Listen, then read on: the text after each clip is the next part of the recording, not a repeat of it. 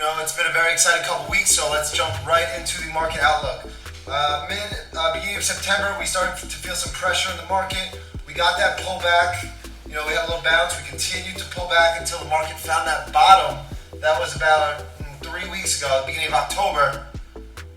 Had that move higher, controlled pullback, and then we loaded the boat October 12th, and since then, we've been blasting off. Now, the market looks very strong, very, very healthy. Everything we're seeing out of the market, we have to love. S&P is making new all-time highs today. Not much really bad you can say about the market action we've got in the last few weeks, especially heading right into earnings season.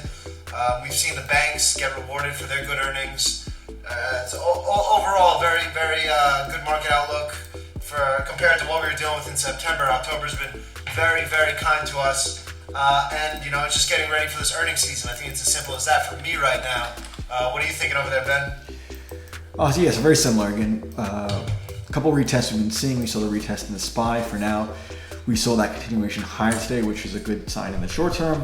But if we do roll back under into this range that we've been in, I think a stop under 450 to keep some tight would make sense. We're seeing similar with the large caps. Dow retested the high on Friday, and then today, again, another little doji at highs, just some more indecision, but we are getting a little bit of follow through.